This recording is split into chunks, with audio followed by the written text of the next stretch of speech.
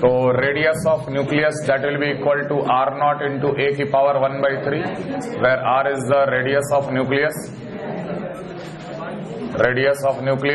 where a is the mass number, and r naught is a constant, that is 1.2 into 10 की power minus of 15 centimeter.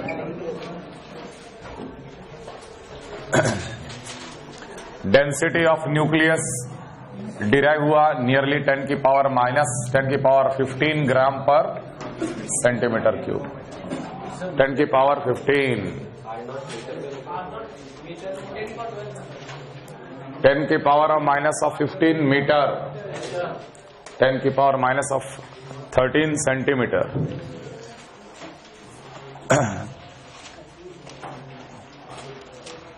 So nucleus is the densest particle of the atom. Entire mass of the nucleus is concentrated in the nucleus. हम लोग ये मानकर चलते हैं कि atom का मास जो है वो न्यूक्लियस के मास के बराबर है लगभग. इलेक्ट्रॉन का मास हम लोग नेग्लिजिबल मानते हैं. न्यूक्लियस में न्यूक्लियॉन्स जो होते हैं उसे हम लोग फर्मियॉन्स भी कहते हैं. Fermions are basically the particle which has a half spin. Nucleons में प्रोटॉन्स और न्यूट्रॉन्स हैं. Protons are positively charge and neutrons are neutral. सारे पॉजिटिव चार्ज एक साथ हैं, सारे पॉजिटिव चार्ज न्यूक्लियस में एक साथ है, फिर भी वो हाईली स्टेबल इन नेचर कैसे होता है, या न्यूक्लियस का एग्जिस्टेंस कैसे होता है सारे पॉजिटिवली चार्ज पार्टिकल को एक साथ रख कैसे पाता और इतना डेंसिटी के साथ. ये भी सोचने वाली बात है कि why the nucleus is stable. बहुत सारे एटम ऐसे हैं जिनमें न्यूक्लियस स्टेबल होता है और न्यूक्लियस में सारे पॉजिटिवली चार्ज पार्टिकल ही होते हैं. वो तो रिपल्शन के कारण बिखर जाना चाहिए था, लेकिन इतना ज्यादा डेंसिटी के साथ densest particle of the atom बन के रहता है या एग्जिस्ट करता है न्यूक्लियस. तो हम लोग स्टार्ट करेंगे theory behind nuclear stability. Theory behind nuclear stability. जैसा कि मैंने आपको पहले भी बता रखा था कि there are more than 1800 isotopes existing nowadays. 1800 से ज्यादा आइसोटोप्स हैं. What are isotopes? Same atomic number but different mass number, they are called isotopes. But out of 1800 isotopes only less than 300 are stable in nature and others are highly unstable in nature. और unstable nucleus में ही हम लोग radio activity disintegration या radio activity का phenomenon पाते हैं.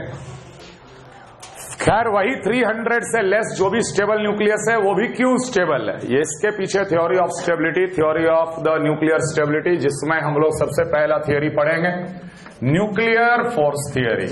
Nuclear force theory. तो आज का लेक्चर जो रहेगा वो बिल्कुल थ्योरेटिकल लेक्चर रहेगा. कुछ कुछ पॉइंट्स आपको नोट करना है, ऑब्जेक्टिव टाइप सवाल में फ्रेम किया जा सकता है. न्यूक्लियर फोर्स थियरी नोट करो. According to this theory there exist a very strong attractive force. According to this theory there exist a very strong attractive force between nucleons. According to this theory, there exists a very strong attractive force. According to this theory, there exists a very strong attractive force between the nucleons,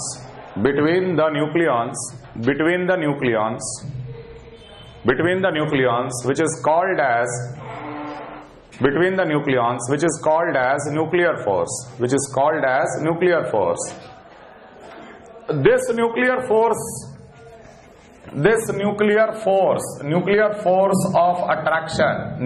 force of attraction between nucleons is greater than 40 times.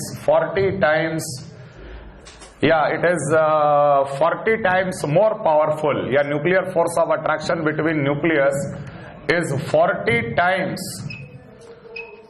more powerful than repulsive forces. Proton के बीच में repulsive force exist करता होगा, no doubt, क्योंकि सारे proton similar charge हैं, +1 का charge है सब पे, सेम चार्ज होने के कारण उनमें electrostatic repulsive forces will also exist. लेकिन न्यूक्लियर फोर्स थियरी कहता है कि न्यूक्लियस में न्यूक्लियंस के बीच में there exist a very strong attractive force and that attractive force is called nuclear force. और न्यूक्लियर फोर्स का मैग्नीट्यूड जो अट्रैक्टिव इन नेचर है, it is greater than 40 times greater than the repulsive forces. These nuclear forces are hypothetical forces. These nuclear forces are hypothetical forces. These nuclear forces are hypothetical forces, and the magnitude is same, nearly same, and the magnitude is nearly same.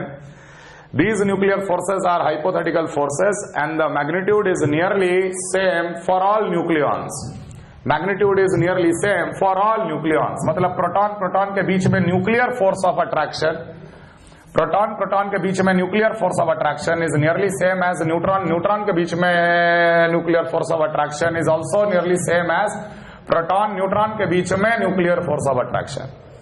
The nuclear force of attraction is nearly same for all nucleons and it is a hypothetical force which operates inside nucleus. Inside nucleus, there exists a force of attraction.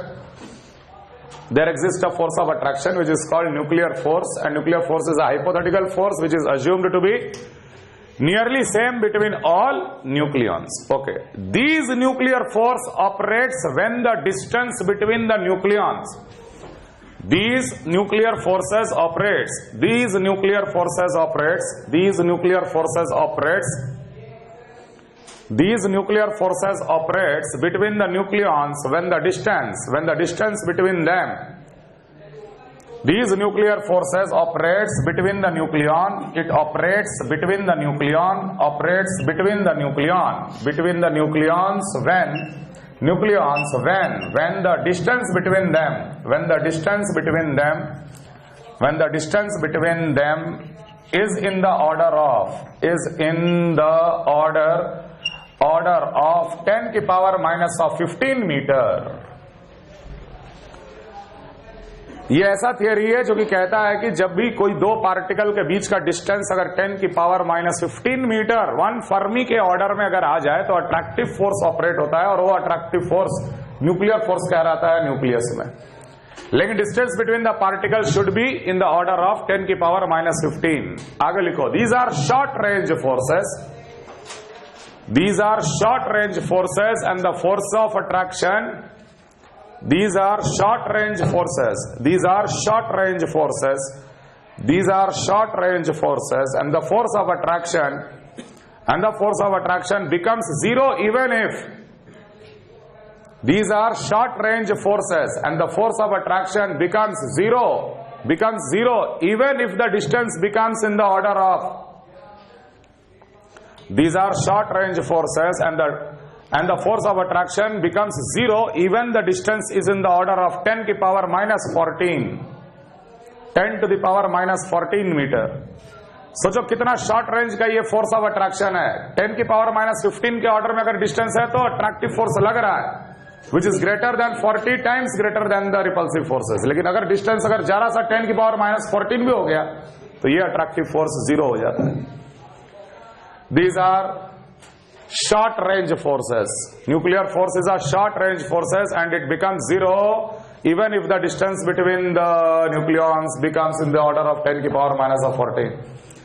Nuclear force of attraction does not follow the inverse square law. Nuclear force of attraction does not follow the inverse square law.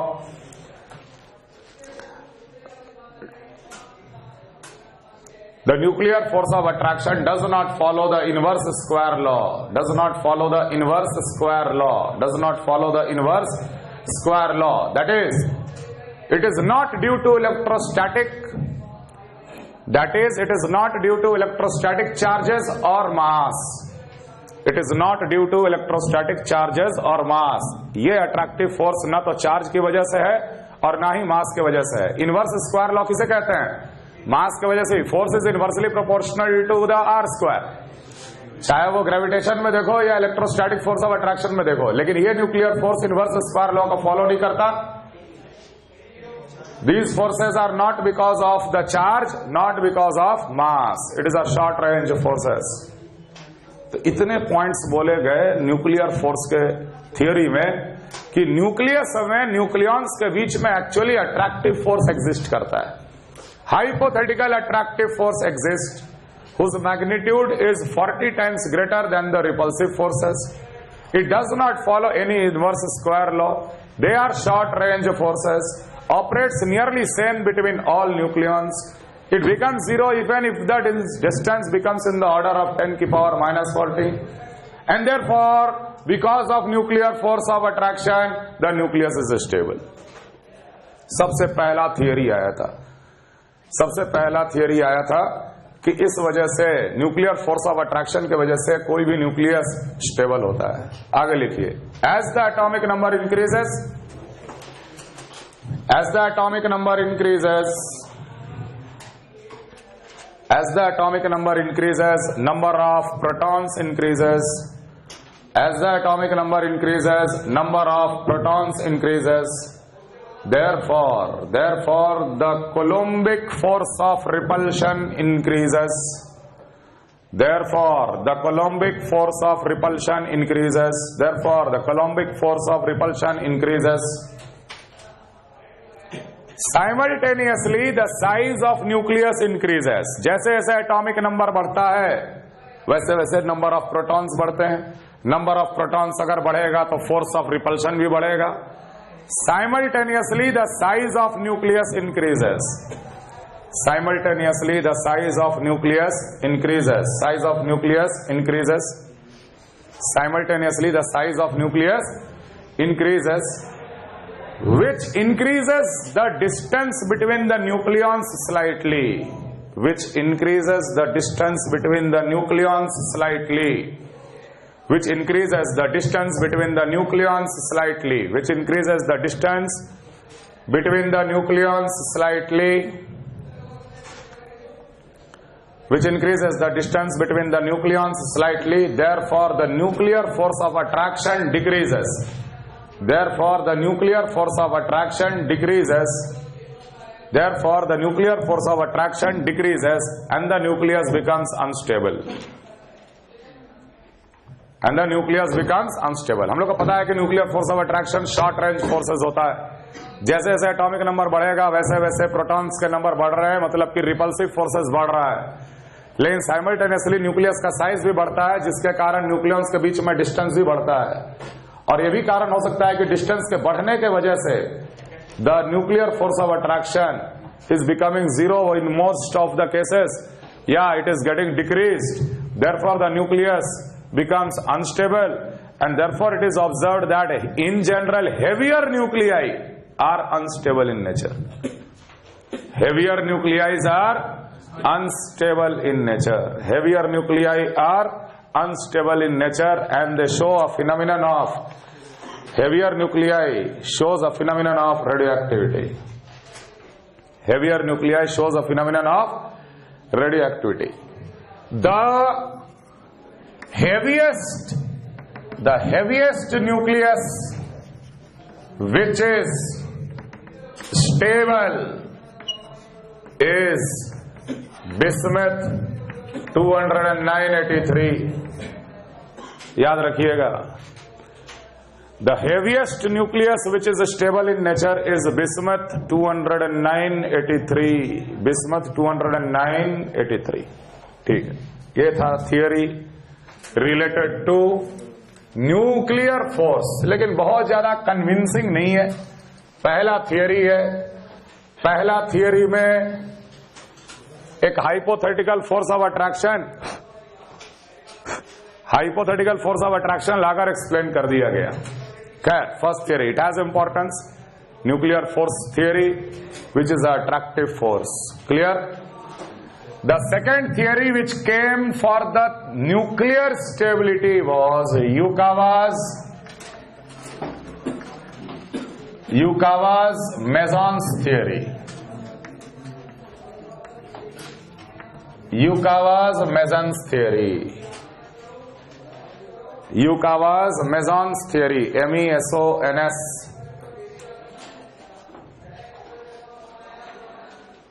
Yukawa's mesons theory.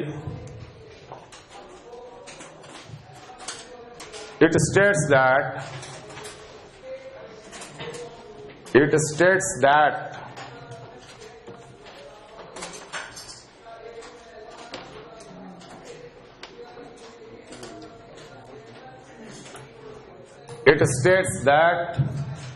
there exists a rapid exchange of a particle called mesons. There exists a rapid exchange. It states that there exists a rapid exchange of a particle called mesons between nucleons. There exists a rapid exchange of a particle, subnuclear particle, called mesons between the nucleons, and the nucleons gets converted into each other. Nucleons gets converted into each other मतलब हो सकता है proton neutron में convert हो जाए, neutron proton में convert हो जाए, एक न्यूट्रॉन 1 न्यूट्रॉन 2 में कन्वर्ट हो जाए, एक प्रोटॉन 1 प्रोटॉन 2 में कन्वर्ट हो जाए. इसलिए there exist a very rapid, बहुत ही हाई रेट से एक पार्टिकल एक्सचेंज होता है न्यूक्लियॉन्स के बीच में और उस पार्टिकल को नाम दिया गया मेसॉन्स. And due to the rapid exchange of particle, the nucleons gets interconverted among each other. They get interconverted among each other. Mesons are classified into two types. It is called pi mesons, या इसको हम लोग पाइons भी कहते हैं. Mu mesons, इसको हम लोग म्यूons भी कहते हैं. Anyway, mass of meson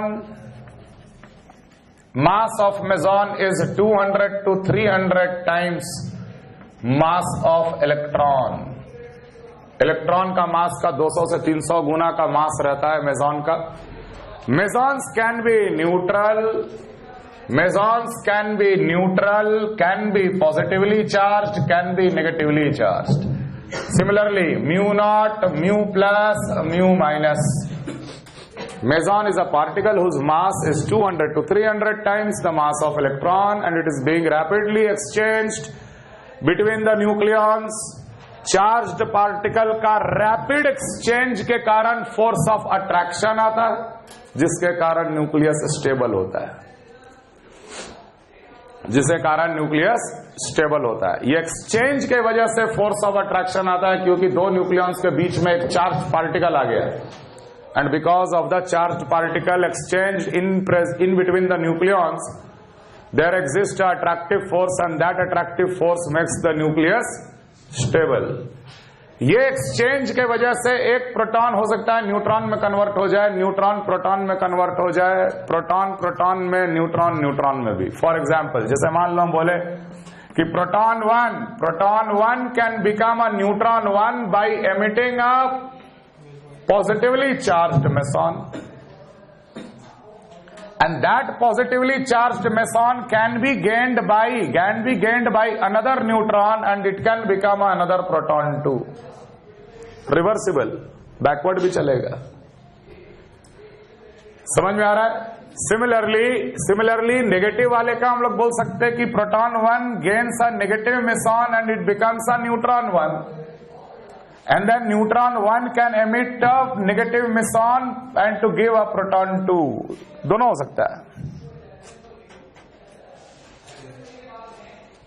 neutron और प्रोटॉन के बीच में interconversion happens at a very very high rate.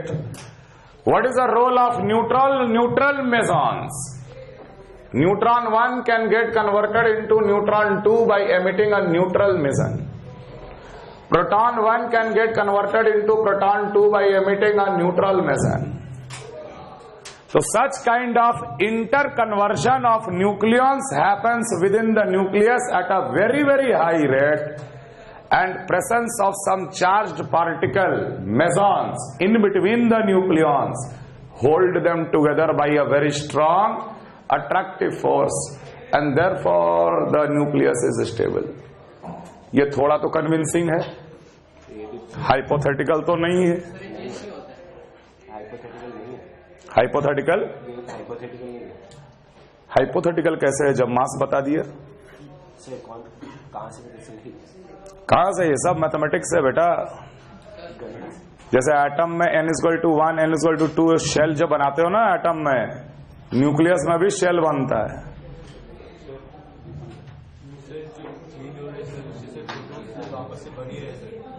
Neutrons भी बन रहा है। तो इस एक्सचेंज के चक्कर में वो मेजॉन का एग्जिस्टेंस है ना न्यूक्लियस के अंदर, positively charge, negatively charge and neutral, all 3 types of meson occurs in nucleus. Positively charge तो एक न्यूट्रॉन को भी तो कन्वर्ट कर रहा प्रोटॉन में।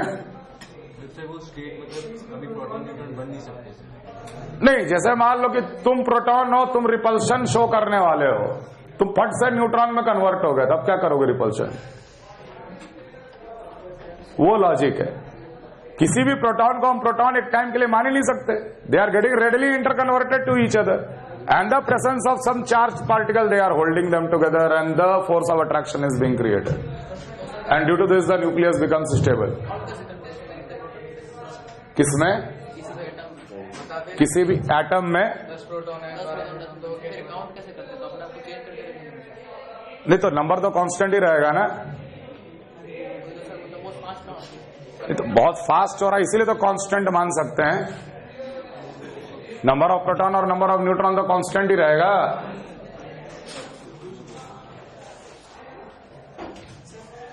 हाँ सर, न्यूट्रल वाला एक न्यूक्लियन से दूसरे न्यूक्लियन में, तभी तो चार्ज बैलेंस रहेगा। देखो ये सब इक्वेशन में चार्ज बैलेंस्ड है। जैसे यहां पर +1 का चार्ज है तो इस साइड भी +1 का चार्ज है, ये 0 +1, यहां पर +1 का चार्ज है तो यहां भी +1 का चार्ज है, यहां पर +1 और नेगेटिव मिलकर 0 हो गया इसलिए यहां पे 0 का चार्ज है। चार्ज बैलेंसिंग क्लियर है? ओके, थर्ड थियरी,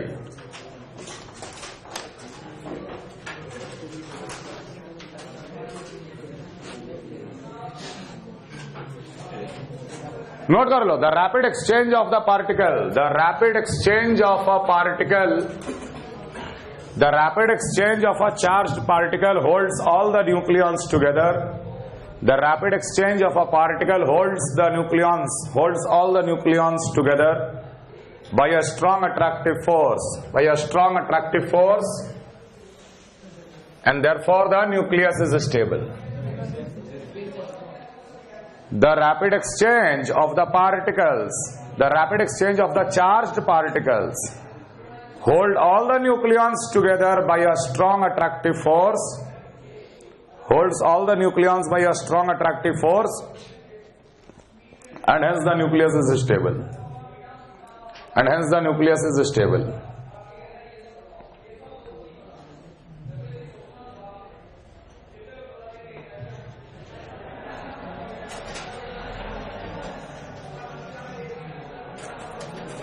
तीसरा theory, mass defect and binding energy. Mass defect and binding energy सबसे ज्यादा कन्विंसिंग थियरी। हाँ, इस थियरी के अनुसार जो अनस्टेबल है उसमें बोलेंगे कि coulombic repulsion is very very high. ये तो अट्रैक्टिव फोर्स एक लिमिट तक क्रिएट कर रहा है ना, लेकिन अगर नंबर ऑफ प्रोटॉन बढ़ते चले जाएंगे तो एक वक्त ऐसा आएगा जब repulsive force will become dominant. We are explaining why nucleus is stable for the stable found. Oxygen का न्यूक्लियस स्टेबल है, क्यों? बाकी जो अनस्टेबल है तो क्लियर है कि भाई उसमें रिपल्सिव फोर्सेस बहुत ज्यादा है इसलिए उसके टूटने की टेंडेंसी है। टूट के भी तो न्यूक्लियस ही बनता है। तो स्टेबल न्यूक्लियस बना तो वो न्यूक्लियस क्यों स्टेबल है, उसके पीछे theory. Mass defect and binding energy. mass defect and binding energy. Note karo, it has been found that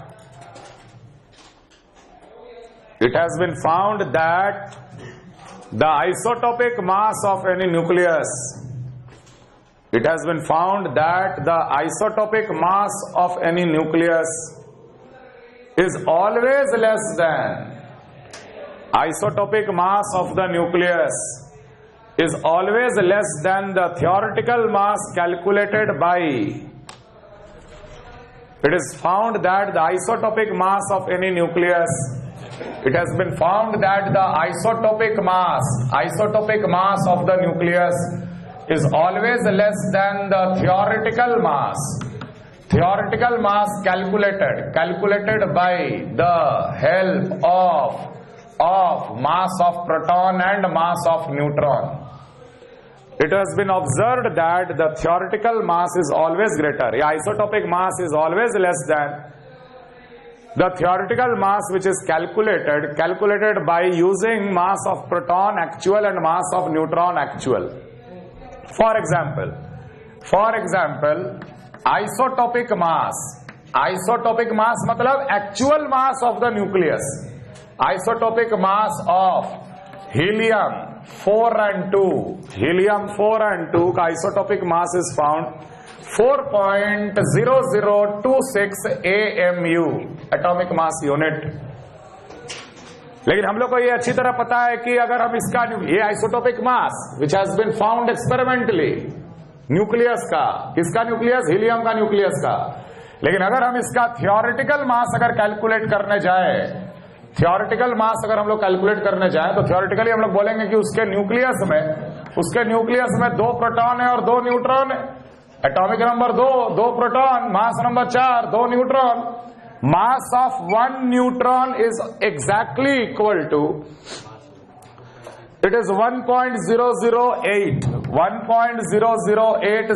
AMU, and mass of proton is exactly equal to 1.0076 AMU. इसलिए मैं बोला था कि slightly neutron is heavier than proton. Okay, both of them can be taken as 1 AMU for other calculation. लेकिन radio activity में उनका exact मास का importance है, क्योंकि मास डिफेक्ट एंड बाइंडिंग एनर्जी। अगर मैं ये मास ऑफ न्यूट्रॉन और मास ऑफ प्रोटॉन का इस्तेमाल करके अगर उस न्यूक्लियस का मास निकालने का कोशिश कर रहा हूं, that is mass theoretical, that will be equal to 2 into 1.0080 plus 2 into 1.00726, तो एग्जैक्टली कितना आ रहा है? 4.03058, ये एग्जैक्टली आया 52। खैर कोई बात नहीं, दैट इज AMU। तो theoretical mass is always found greater than isotopic mass. चाहे आप कोई भी न्यूक्लियस को इमेजिन कर लीजिए, हम तो यहां पे हीलियम को इमेजिन किए हैं, चाहो तो आप कोई भी न्यूक्लियस का आइसोटोपिक मास का एक्सपेरिमेंटल डेटा ले लो और उसके प्रोटॉन और न्यूट्रॉन का मास का सम करके उस न्यूक्लियस का मास निकालो, तो ये अंतर पाया जाता है। तो इस अंतर से हम लोग ये कंक्लूड किए कि जब हीलियम का न्यूक्लियस बना होगा 2 प्रोटॉन और 2 न्यूट्रॉन मिलके जब न्यूक्लियस बना है, तो इसका मास कितना है? एक्चुअली 4.0026 AMU, और इसका मास ओरिजिनली कितना हो गया? 4.03052 AMU।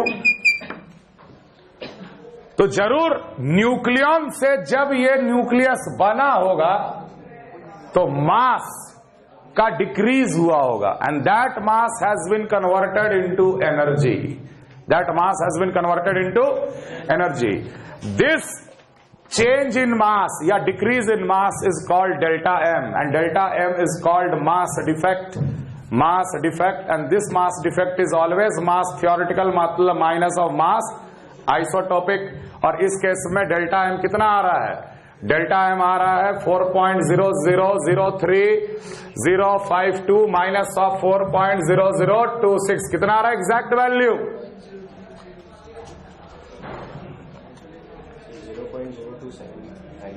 0.0279 AMU, इतने का डिफरेंस आ रहा है। And this mass delta M has been converted into energy, कहने का मतलब जब ये न्यूक्लियन से ये न्यूक्लियस बना होगा तो एनर्जी लिबरेट हुआ है।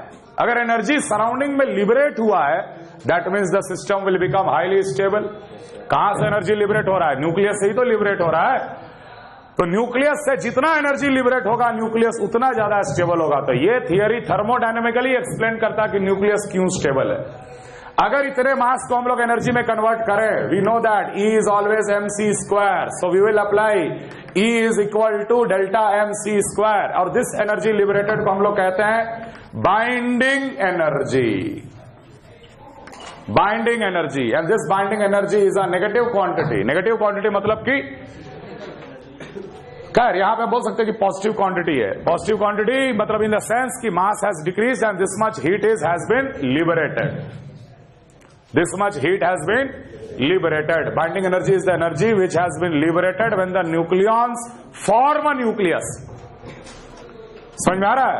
ध्यान रखना कि जब एक AMU एनर्जी में कन्वर्ट होता है तो 931.5 MeV एनर्जी लिबरेट करता, mega electron volt.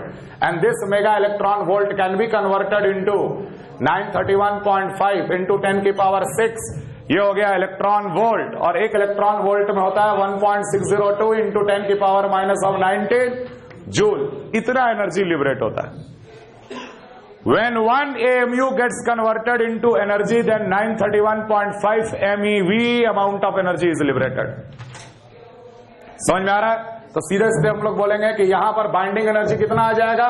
Binding energy आ जाएगा 0.0279 मल्टीप्लाइड बाई 931.5 MeV। इतना एनर्जी लिबरेट हुआ होगा। कॉपी करो यहां तक। The difference between the theoretical mass and isotopic mass is called mass defect, and this mass defect is assumed to be liberated in the form of energy, and this mass defect is assumed to be liberated. This mass defect is assumed to be liberated in the form of energy when, and this mass defect is assumed to be liberated in the form of energy. This mass defect is assumed to be liberated in the form of energy when the nucleons construct a nucleus. When the nucleons build or construct a nucleus. When the nucleons construct or build a nucleus. जब nucleon से nucleus बनता है तो energy liberate होता है nucleus से। जितना ज्यादा एनर्जी लिबरेट हो रहा है वो न्यूक्लियस उतना स्टेबल। चूंकि ऐसे सोचो, चूंकि सिस्टम या न्यूक्लियस से एनर्जी लिबरेट हो रहा है तो सिस्टम या न्यूक्लियस स्टेबल होगा, and therefore the nucleus should be stable. और ये थियरी तो हर न्यूक्लियस के लिए वैलिड है कि उसका आइसोटोपिक मास हमेशा कम आएगा उसके थियोरेटिकल मास में, चाहे तुम कोई भी न्यूक्लियस इमेजिन कर लो। You will never get isotopic greater than theoretical, you will always get isotopic less than the theoretical. तो वो जो डिफरेंस आ रहा है, that difference is called binding energy, mass defect gone into binding energy. ठीक, अब इस थियरी में भी एक गड़बड़ी और भी है कि जैसे जैसे एटॉमिक नंबर बढ़ेगा, जैसे जैसे न्यूक्लियस का मास नंबर बढ़ेगा, नंबर ऑफ प्रोटॉन और नंबर ऑफ न्यूट्रॉन भी बढ़ेंगे। इस कारण से मास डिफेक्ट भी ज्यादा आएगा। मास डिफेक्ट ज्यादा आएगा तो बाइंडिंग एनर्जी भी ज्यादा आएगा। मतलब कि जिसका सबसे ज्यादा बाइंडिंग एनर्जी वो सबसे ज्यादा स्टेबल होना चाहिए। माने हेवियर न्यूक्लियस को तो स्टेबल होना चाहिए, but that is not the case. Stability of the nucleus.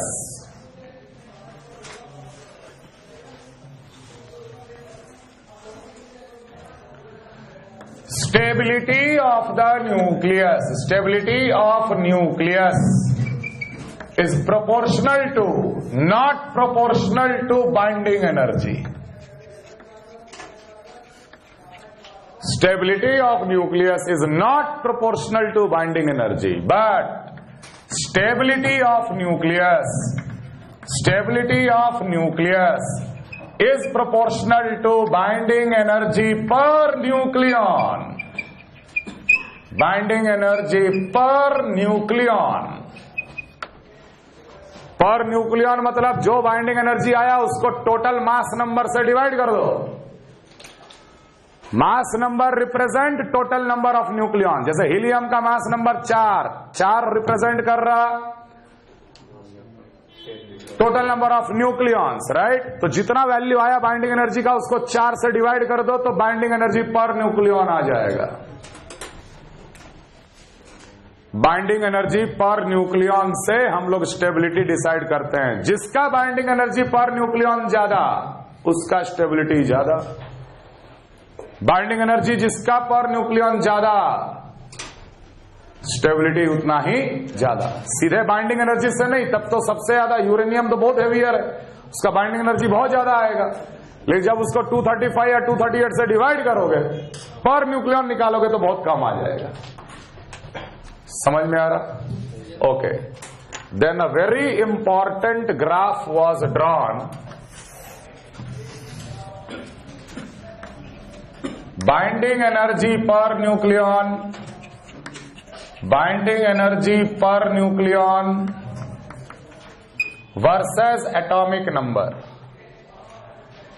Binding energy per nucleon versus atomic number. सारे अवेलेबल एलिमेंट आइसोटोप के लिए ड्रॉ किया गया, सबका वैल्यू निकाला गया और हर पॉइंट को बिठाया गया. इसमें जेड के अनुसार कितना आ रहा बाइंडिंग एनर्जी पर न्यूक्लियन, सबका पॉइंट बिठा के एक प्लॉट बनाया गया. The nature of the plot came like this.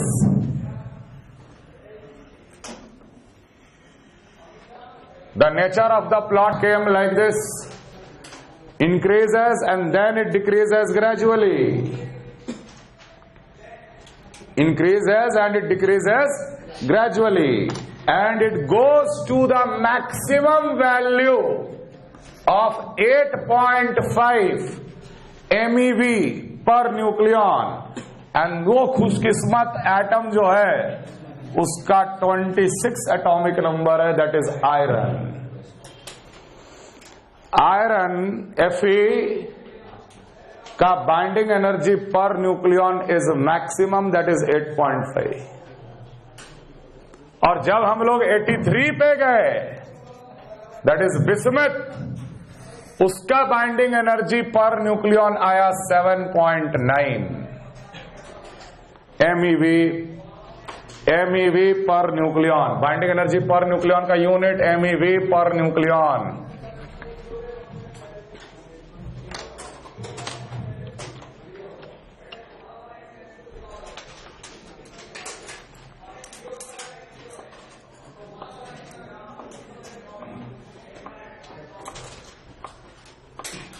इस ग्राफ का यह भी मतलब नहीं है कि जिसका 7.9 से कम है वो अनस्टेबल है, वो अनस्टेबल होगा.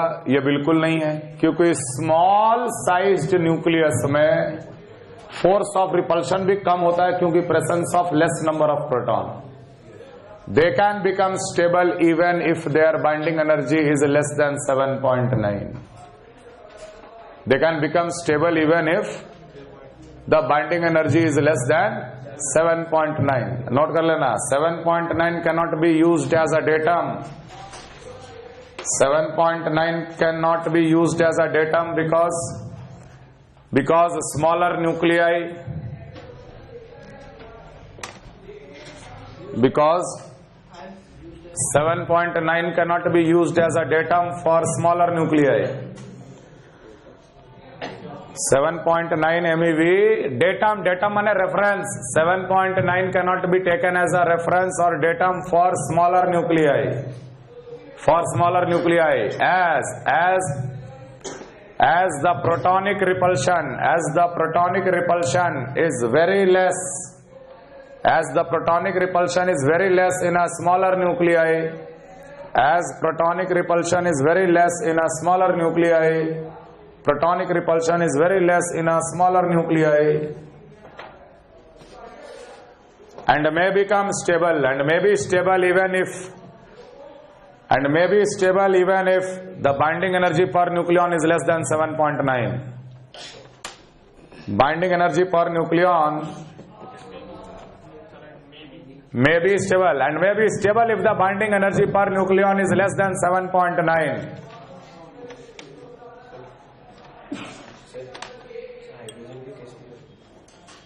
हाइड्रोजन हाँ, नहीं तो उसका एक्चुअल मास और आइसोटोपिक मास का हम लोग वैल्यू देखेंगे, उसका तो ऑब्वियसली 7.9 से कम आएगा। मतलब उसमें मेसन थ्योरी नहीं लगा सकते? मेसन थ्योरी तो हर जगह लगा सकते, क्या नहीं लगाएंगे? एक ही है तो स्विच ओवर नहीं, तो उसमें तो प्रोटॉन एक ही है, तो हम लोग ऐसे ही बोल सकते हैं ना कि कोलम्बिक रिपल्शन इज 0। एक ही है तो coulombic repulsion is also 0। Nucleus is basically proton, इसलिए तो हाइड्रोजन एटम या H+ को हम लोग सिर्फ प्रोटॉन भी कहते हैं। The element lying between 7.9 and 8.5. The elements lying between 7.9 and 8.5.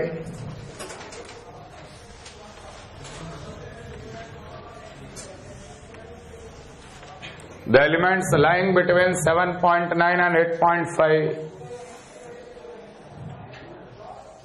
have a high probability of being stable in nature. Have a high probability of being stable in nature. Have a high probability of being stable in nature. Have a high probability of being stable in nature. ऐसे भी कुछ smaller nuclei हैं जिनका binding energy per nucleon abnormally high आता। Binding energy per nucleon is abnormally high for helium-2 4, carbon-12 6, oxygen 16 and 8। ये 3 ऐसे nucleus हैं जिनका binding energy per nucleon calculate करोगे तो बहुत ही एक्सेप्शनल वैल्यू और बहुत ही ज्यादा आएगा। And definitely these 3 nucleus are highly stable in nature. And these 3 nucleus are exceptionally stable in nature. Carbon-12, oxygen 16 and helium-4.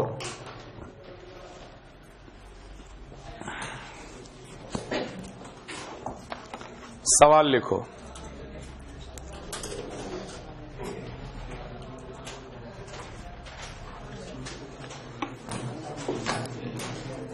Calculate the binding energy per nucleon for. Calculate the binding energy per nucleon for. Calculate the binding energy per nucleon for Mg2412.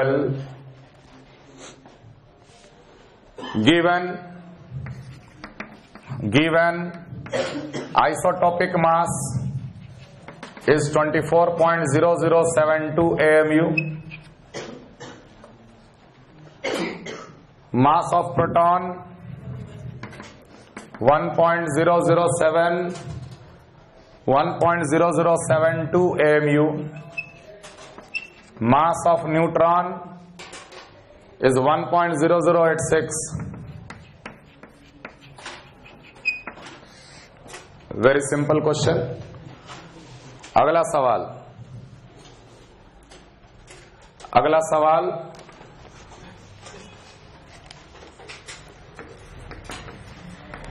the binding energy of A25, B40, C60 and D20 are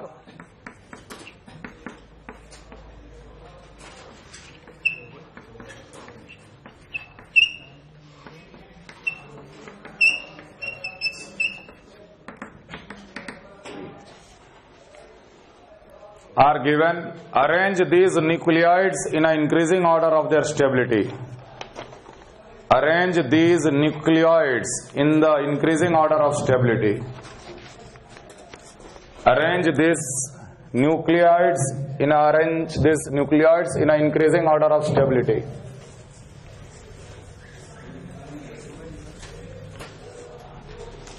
अगला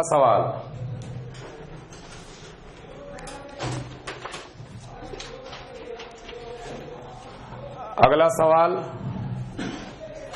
the binding energy per nucleon for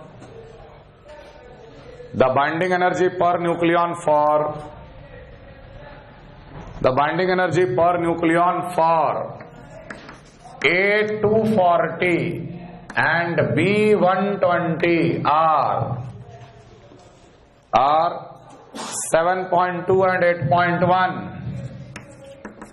MeV per nucleon.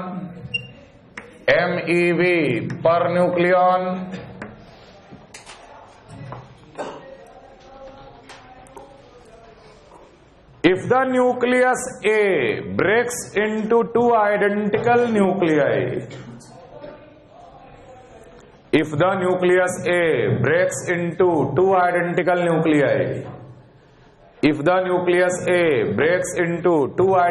nuclei, what amount of energy will be released or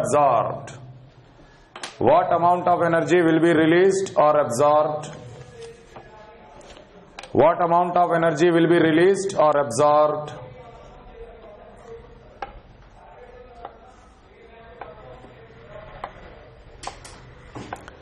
आखिरी सवाल, calculate the binding energy for a neutron. Calculate the binding energy for a neutron in beryllium-94 nucleus. Beryllium-94 nucleus given isotopic mass of beryllium-8 is 8.0081, mass of beryllium-9 is 9.0092, and mass of neutron is 1.0086.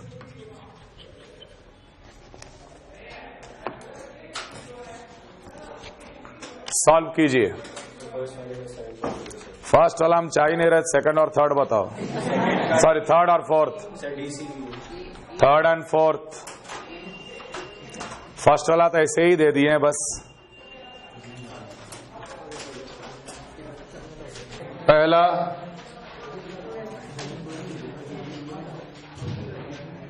Binding energy पर nucleon निकालना है, तो सबसे पहले तो binding energy निकाल ली। Isotopic मास दिया हुआ है, थ्योरेटिकल मास निकाल लेंगे। थ्योरेटिकल मास कितना आएगा? तो मैग्नीशियम में 12 प्रोटॉन है और 12 प्रोटॉन और 12 न्यूट्रॉन, तो theoretical mass will be 12 into 1.0072 plus of 12 into 1.0086। ये थ्योरेटिकल मास आ गया। थ्योरेटिकल वाला ज्यादा आएगा आइसोटॉपिक मास से, डेल्टा एम निकाल लीजिए। डेल्टा एम आएगा mass of theoretical minus mass isotopic. Delta M निकालने के बाद E equal to delta M into 931.5 MeV direct कर देना।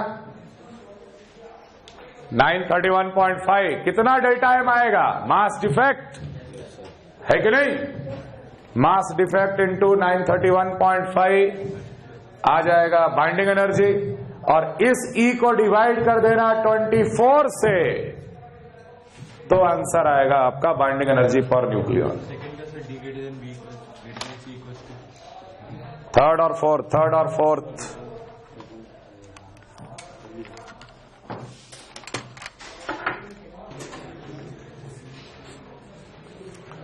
स्टेबिलिटी ऑफ द न्यूक्लियाई में हम लोग को अरेंज करना है, तो इसलिए हम लोग बाइंडिंग एनर्जी से सीधे नहीं करेंगे, सबका बाइंडिंग एनर्जी पर न्यूक्लियॉन निकालेंगे। ऑब्वियस सी बात है, यहां पर आ जाएगा 150/25 दैट इज 6। बाइंडिंग एनर्जी पर न्यूक्लियॉन 150/25 दैट इज 6, यहां पे आ जाएगा 280/40 दैट इज 7, यहां जाएगा 480/60 दैट इज 8, और यहां आ जाएगा 450/20 दैट इज हाउ मच 22.5। तो सबसे ज्यादा स्टेबल हो गया डी, डी के बाद हो गया सी, सी के बाद हो गया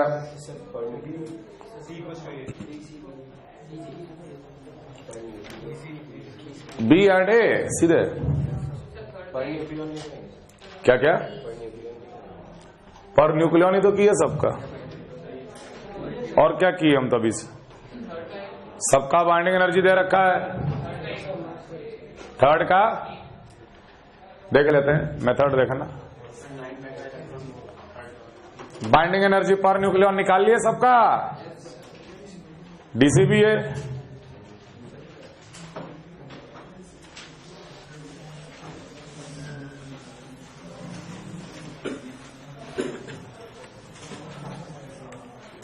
अब ये दो सवाल थोड़ा सा ठीक है कि A240 is breaking into two identical nucleus. Okay, in any reaction Z and A always remains conserved. हमेशा ध्यान रखना, in any nuclear reaction Z and A always remains conserved. चलो इसके ऊपर भी एक आध दो सवाल अभी करवाते हैं। जैसे A240 will break into two identical nuclei, two identical nuclei तो B120 में ही तो ब्रेक होगा, दो न्यूक्लियस B120 का मिलेगा, दोनों आइडेंटिकल, तभी तो बोल सकते हैं कि 240 उधर भी और 240 इधर भी। A should remain conserved as well as Z should remain conserved. Charge should remain conserved as well as mass number should remain conserved. अब ऐसे समझो कि अगर ये प्रोसेस हुआ तो हम ये इमेजिन करेंगे कि इसके न्यूक्लियस को पूरा ब्रेक कर दिया गया इनटू न्यूक्लियॉन्स में, इसके न्यूक्लियस को पूरा ब्रेक कर दिया गया इनटू न्यूक्लियॉन्स, और उसके बाद ये न्यूक्लियॉन्स जो मुझे मिले वो दो न्यूक्लियस बनाया बी का। तो जब न्यूक्लियस बनता है तो एनर्जी रिलीज होता है, जब न्यूक्लियस ब्रेक करेगा तो उतना ही एनर्जी हमको देना पड़ेगा। समझ में आ रहा है? तो what will be the energy required in this case? What will be the energy required in this case? So we will say it will be 240 into 7.2. Binding energy per nucleon ही है ना, बाइंडिंग एनर्जी पर न्यूक्लियन में total number of nucleon multiply कर देंगे तो binding energy मिलेगा। What is binding energy? जब A240 बना था तो एनर्जी रिलीज हुआ था, अब इस A240 को हम तोड़ रहे हैं तो एनर्जी का इतना रिक्वायरमेंट है, तो इतना एनर्जी एब्जॉर्ब होगा। ये बात समझ में आ रहा? इतना एनर्जी जो होगा वो एब्जॉर्ब होगा, ये बात समझ में आ रहा सबको? ठीक है। अब न्यूक्लियॉन्स मिल गए तो न्यूक्लियॉन्स बनाएंगे इस दो एटम को, दो न्यूक्लियस बनेगा। न्यूक्लियॉन से यहां पे एनर्जी तो रिलीज होने वाला है, तो B120 का पर न्यूक्लियन कितना है? 8.1। तो ऑब्वियसली 8.1 इंटू 120 इतना एनर्जी रिलीज होगा एक का, तो दो का कितना? That means 8.1 into 240. So this much of energy is absorbed, this much of energy will be released. So obviously released is and absorbed. What is net energy? What is net energy? Net energy will be equal to 8.1 minus 7.2 into 240, and that will be equal to 0.9 into 240 MeV, and this is released energy.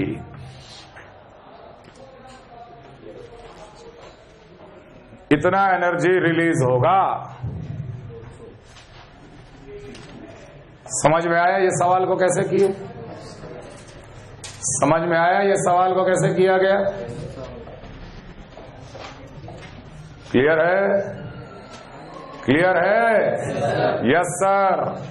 अगला सवाल, binding energy पर binding energy of neutron निकाल। Beryllium 9 में जो एक neutron है उसका binding energy कितना है? वेरी सिंपल, ऐसे इमेजिन कर कि बेरिलियम 8 ने एक न्यूट्रॉन गेन कर लिया, बेरिलियम 8 ने एक न्यूट्रॉन गेन कर लिया। अभी हम ये सब चीज बता देंगे आपको कैसे रिप्रेजेंट करना है। न्यूट्रॉन का चार्ज क्या होता है? 0 और मास कितना? 1। बेरिलियम 8 ने 1 न्यूट्रॉन गेन किया और क्या बना लिया? बेरिलियम 9। तो यार इस प्रोसेस में जो एनर्जी रिलीज होगा, इस प्रोसेस में जो एनर्जी रिलीज होगा वो एक न्यूट्रॉन को न्यूक्लियस में जाने के लिए ही तो एनर्जी रिलीज होगा, और वही उस न्यूट्रॉन का बाइंडिंग एनर्जी कहलाएगा। इस प्रोसेस में जो भी एनर्जी रिलीज होगा वही बाइंडिंग एनर्जी ऑफ न्यूट्रॉन कहलाएगा। ये समझ में आ रहा सबको?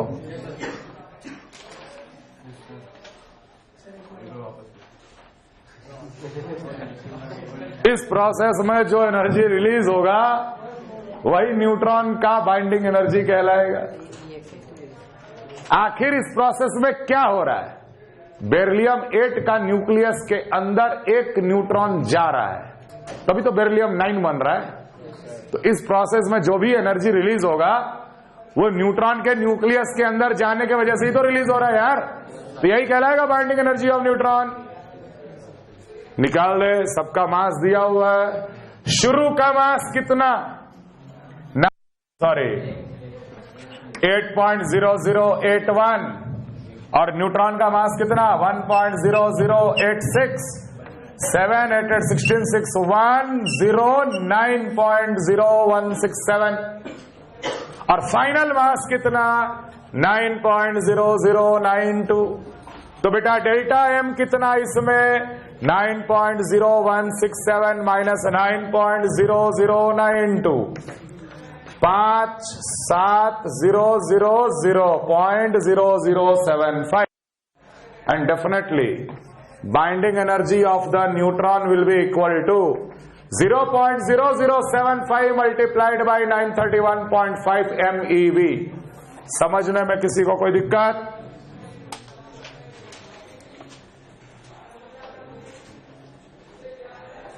अरे तुम्हारे सामने मान लो एक पर्टिकुलर न्यूक्लियर रिएक्शन दे दिया गया और बोला कि इस न्यूक्लियर रिएक्शन में बता कितना एनर्जी लिबरेट हो रहा है। इधर का टोटल मास जोड़ना, राइट साइड का टोटल मास जोड़ना। राइट साइड वाला टोटल मास डेफिनेटली कम आएगा, लेफ्ट साइड वाला टोटल मास ज्यादा आएगा। डिफरेंस लेना, सीधे 931.5 मल्टीप्लाई कर देंगे। समझ में आ रहा है बात? क्लियर है?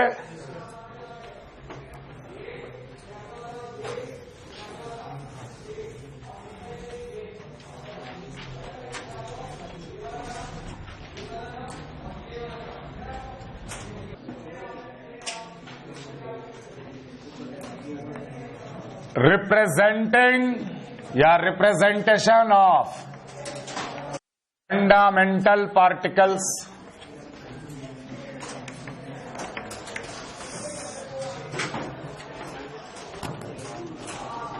किसी भी न्यूक्लियस को हम लोग कैसे रिप्रेजेंट करते हैं? जैसे मान लो एक एलिमेंट है M, A और Z से, ठीक? 1H1 इट इज प्रोटॉन, छोड़ दो प्रोटॉन, इसको बोलो hydrogen. 2H1 deuterium, clear? 3H1 tritium. Electron, electron का मास 0 लेकिन चार्ज -1 का, 0 -1, ऐसे रिप्रेजेंटेशन इलेक्ट्रॉन होता। E0 but +1, it is called positron. N10, it is a neutron. P1 and 1, proton. Nu is neutrino. Nu bar is anti-neutrino.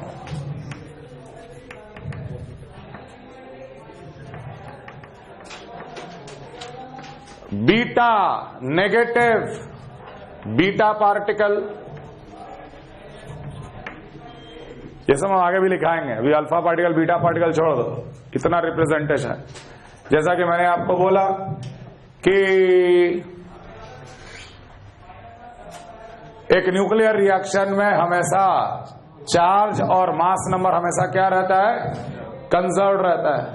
तो कभी कभी ऐसा सवाल आ जाता है fill in the blanks, fill ups करने के लिए। अरे आपके पास रेडियो एक्टिविटी का ट्यूटोरियल शीट है क्या किसके पास, दिखाना जरा। जैसे मान लो ऐसे दिया है bismuth 212-83, it is giving TL 208-81 plus fill in the blanks,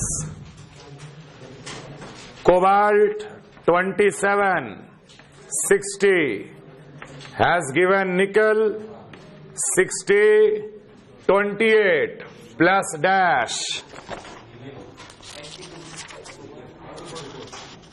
है ना, N714 plus He42 has given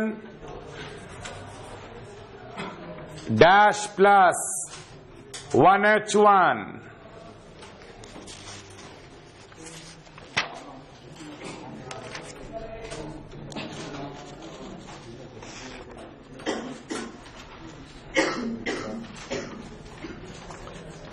AS75 33 plus 2H1 has given Mn26 25 plus 9 1H1 plus dash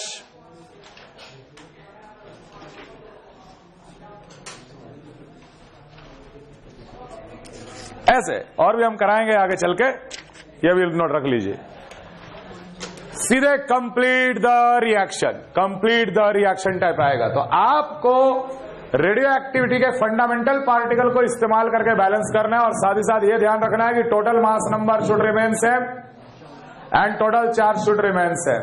for example पहले वाले में सीधे दिख रहा है कि 212, 208, 4, और इधर कितना डिक्रीज किया, 2, 4 और 2, तुरंत हीलियम पार्टिकल याद आना चाहिए कि हीलियम 4 और 2 लिबरेट हुआ यहां पर। तभी बोलेंगे 208 और 4 212 और 81 प्लस 2 83, इसको बोलते हैं बैलेंसिंग। क्लियर है ना ये चीज। अगले में 60 माने जो यहां स्पीशीज होगा उसका मास जीरो, तुरंत दिमाग में आएगा इलेक्ट्रॉन या पॉजिट्रॉन, तुरंत दिमाग में आना चाहिए इलेक्ट्रॉन या पॉजिट्रॉन, समझ में आ रहा है। लेकिन 27 28 therefore -1 0, 28 -1 is 27 इलेक्ट्रॉन, पॉजिट्रॉन नहीं। अरे ये अगर 26 होता पॉजिट्रॉन लिख देते। अगले में identify the nucleus 14 4 18 dash plus 1, यहां वाला 17 7 2 9 और यहां एक है 1 8। हमेशा न्यूक्लियस को पहचानना एटॉमिक नंबर से, not by mass number, because we are studying radioactivity. It is a study of different isotopes. Oxygen can be 18, can be 16, लेकिन its atomic number will be always 8. 7 2 9 1 8 वाला तो ऑक्सीजन ही होगा। यहां 18 कर दो कोई दिक्कत नहीं, कितना कर दें 17 कर दे कोई दिक्कत नहीं है, आइसोटोप ऑफ ऑक्सीजन है ये। क्लियर। अगले बता 33 और 1 34, 25 और 9 34, बराबर हो गया। यहां अगर बराबर हो गया तो जरूर यहां ऐसा चीज है जिसका चार्ज 0 वाला एकमात्र पार्टिकल हमको दिखता है, न्यूट्रॉन। समझे? क्लियर है। 75 to 77, 26 plus 9 35 और उधर करना है 77, 35 और कितना, नहीं रे कुछ ज्यादा ही हो जा रहा, मेरे को लगता है यहाँ का कोफिशिएंट हम भूल गए या कुछ। अरे मैंगनीज का तो यहाँ 26 नहीं 56, 25 और 26 मैंगनीज कैसे हो सकता 77, 56 plus 9, 65 and 12 is 77, 12 न्यूट्रॉन आया। समझ में आ रहा कैसे बैलेंस किया जा रहा है?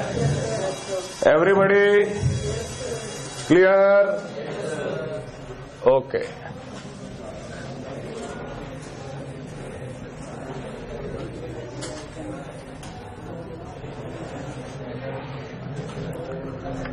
Fourth theory of the stability is called neutron proton ratio।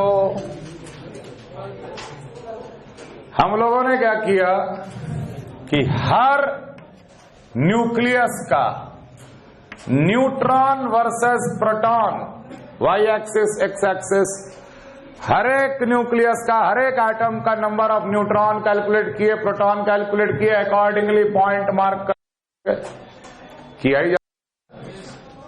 क्यों नहीं किया जा सकता? किया जा सकता है कि नहीं?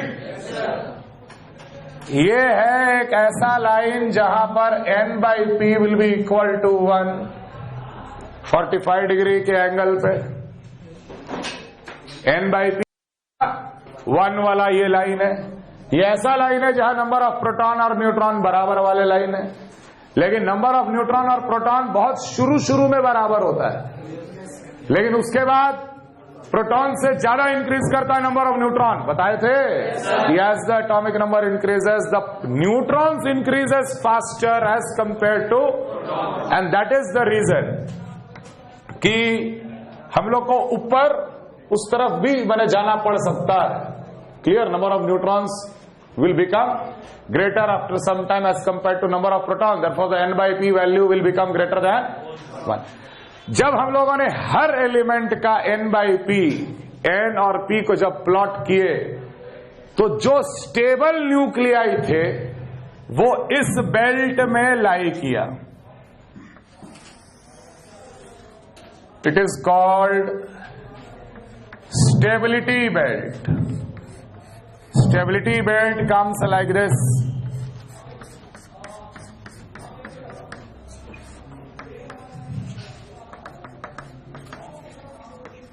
मतलब इसके अंदर जो भी पॉइंट आया, जिस भी एलिमेंट या आइसोटोप का, वो सारे के सारे न्यूक्लियस क्या है? स्टेबल। इधर वाले भी अनस्टेबल, इधर वाले भी अनस्टेबल। स्टेबिलिटी जोन, इस शेडेड एरिया में जितने भी न्यूक्लियस प्लॉट बना या प्लॉट आया वो स्टेबल न्यूक्लियाई थे, बाकी सारे के सारे अनस्टेबल है। समझ में आ रहा? हो सकता है कि कोई एक ऐसा आइसोटोप हो जिसका पॉइंट यहां गिर रहा हो, वो कोशिश करेगा ना इसके अंदर जाने का। अनस्टेबल है, स्टेबल होने का कोशिश करेगा। बताइए इसके अंदर कैसे जा सकता है? अपना n/p बढ़ा के ही घटा के?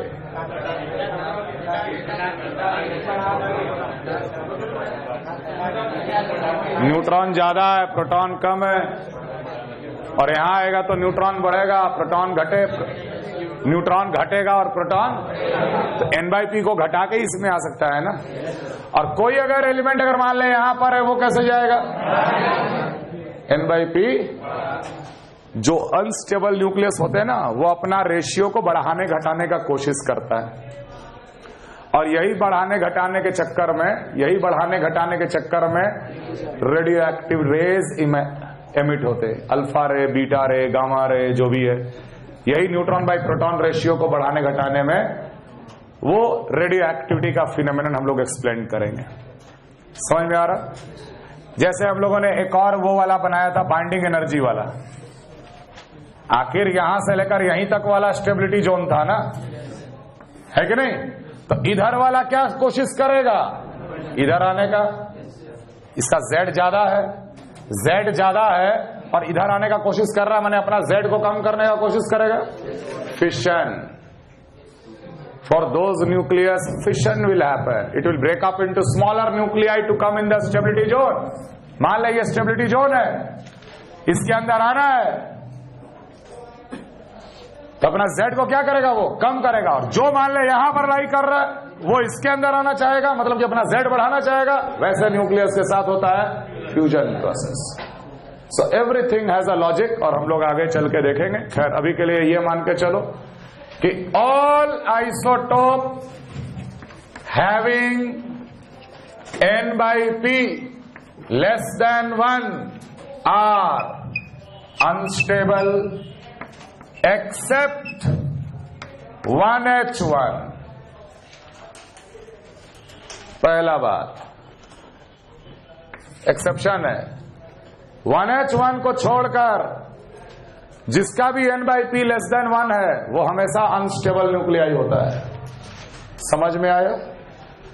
अब for bismuth 20983 N/P value comes 1.52. For bismuth N/P value comes 1.52. मतलब वो यहां लाई कर रहा होगा जरूर, स्टेबिलिटी जोन में होगा ना वो, स्टेबिलिटी जोन में होगा ना वो. तो हम डेफिनेटली बोल सकते हैं कि if N/P is greater then 1.52, unstable, greater than 1.52 unstable बोल सकते हैं ना. और 1 और 1.52 वाला लाइन ये है, 1 और 1.52 में अगर कोई एलिमेंट यहां है तो स्टेबल, कोई एलिमेंट यहां है तो unstable. So if N/P is greater then 1 and 1.52, तो लोग बोलेंगे it may be stable, may not be stable. समझ में आ रहा है? N/P मिनिमम होता है 1H1 का, दैट इज 0. न्यूट्रॉन का नंबर 0 है यहां. और किसी भी केस में N/P मैक्सिमम होता है 2H1 का, सॉरी 3H1 का, एंड दैट वैल्यू इज, और बाकी सब का N/P 0 और 2 के बीच में ही लाई करता.